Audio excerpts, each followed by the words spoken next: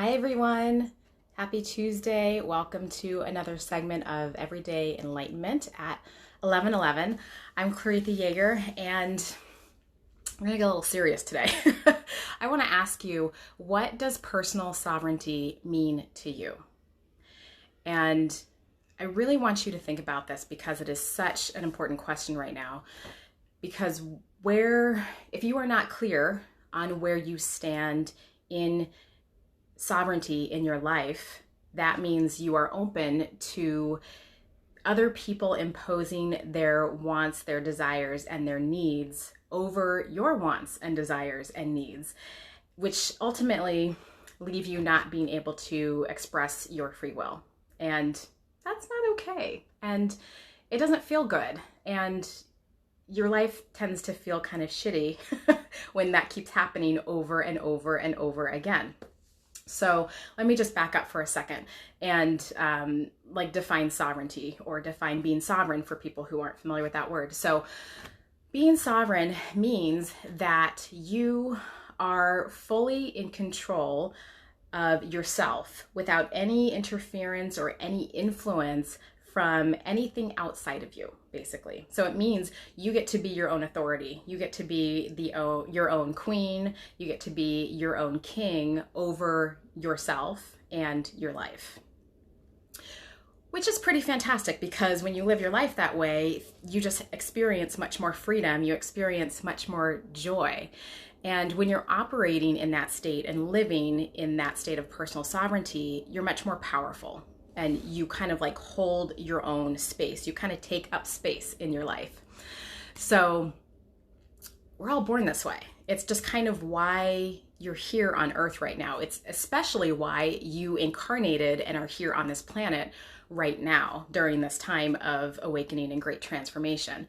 Because everybody, including you, are meant to sort of take up more space, and you're meant to sort of press up against the edges of yourself to grow, to express your unique soul's blueprint, to express your own unique energy, and to enjoy the deliciousness of that process.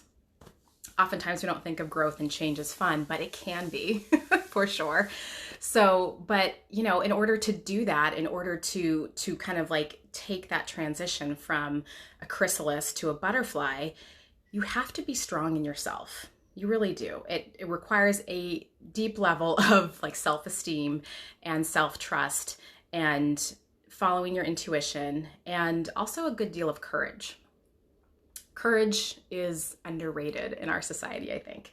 So it's really hard to do that sometimes, because in our current culture, it doesn't make it easy for you to be sovereign at all. And our current culture doesn't want you to be sovereign. They want you to conform.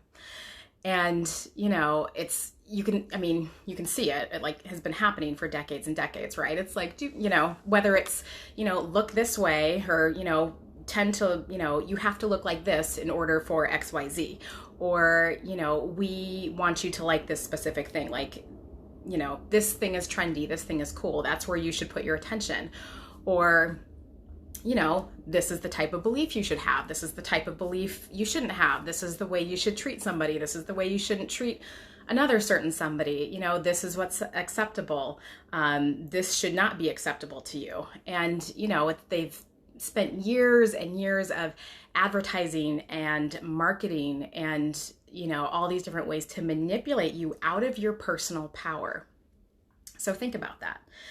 And it doesn't make you feel good. When you start to think about all the ways that you are getting the programming and, all the different things. I don't want to say any of the words, but it can be hard to see sometimes. And it can be really challenging to remember to embody your personal sovereignty when you're so immersed in the false narrative like we are now. It's hard to tell what's true and what's not right now, because there's just so much chaos and so much static being pumped towards you 24/7, really.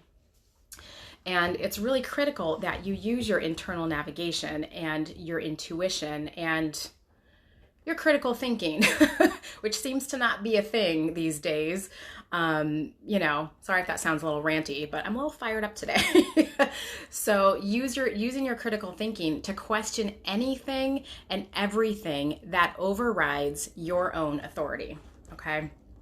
And, big clue, as you know when your personal sovereignty has been breached, when you don't feel good about something that you should do, or you don't feel good about something that you have to do, or you don't feel good about something because you're told to do it a certain way, because that feels cringeworthy to your energy. It's like cringeworthy to your soul. And, so if you're noticing, like if you have to slow down enough to pay attention to that. But when that starts to happen, like just stop. Like don't take any action at all before you kind of go inward, check in, and like question, like ask yourself, like, what would you prefer in this situation or in this scenario?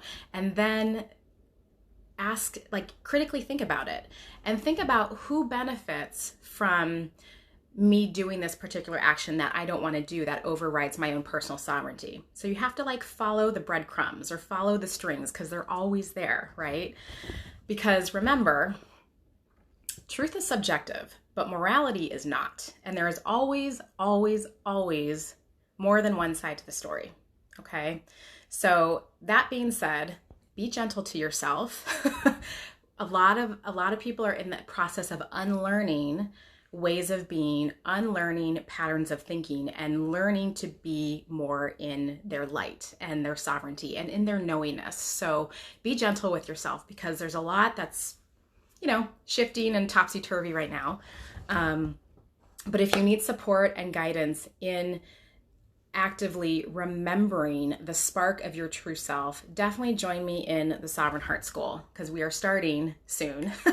It is a 6-week course in energetic and spiritual rediscovery and self-mastery to help provide you a deeper level of understanding of your ability to create and be strong from the inside out, which is super important and something that everybody needs to know at this point how to do.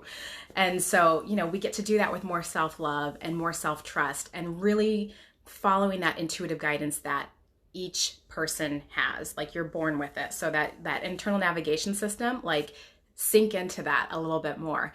So it's going to be super fun. We're going to cover a lot of different things, like protecting your energy, because if you do not know how to protect your energy by now, like life kind of like feels really shitty to you. I'm not gonna lie.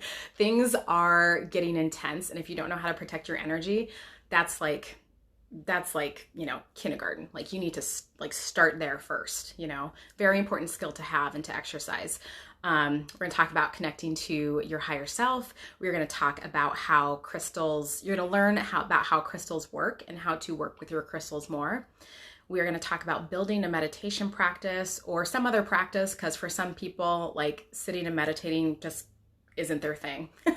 So like finding something else to support you in getting to that still mind type of activity. We're going to do some candle magic and using that for manifesting. We're going to talk about reprogramming limiting beliefs, because we all have them. We're going to talk about defining your self-care needs, and talk about boundaries a little bit more, because that keeps coming up for people a lot. And we get to just kind of sort of keep reestablishing boundaries with people and things and activities and, all the things that we are tied to as we walk through our life. We're going to talk about how to use affirmations the right way. We're going to practice seeing auras on each other. We are going to be talking about determining your strongest clairsense, which the clairsenses are extrasensory capabilities that everybody has. So it's like clairvoyance, seeing with your third eye, clairaudience, claircognizance, which is just kind of like knowing things. Everybody has those. So it's kind of like talking about finding the strongest ones, because you have more than one. We're going to talk about muscle testing, and we're going to talk about a little bit about astrology and understanding your signs in your astrology chart a little bit more to work for you, and your personal numerology, because that for me was like a big thing when I kind of understood my personal numerology. I was like, oh, that's why I'm that way in business, and that's why I'm that way in my personal relationships. That makes so much sense. So it just kind of helps you like understand you a little bit more in order for you to love yourself more. So super fun. We're going to talk about meeting your guides and your team of light and just like so much more stuff. So I invite you to join us. If that like piques your interest a little bit, it's going to be fun. And I'm so excited to share everything that I have used to support me with that you can use to support you. So we're starting after the equinox, which is later this week. It's a really powerful time of year because the energy is shifting. So I welcome you to check out the links in the bio or in the comments to get more details on that. Message me if you have questions.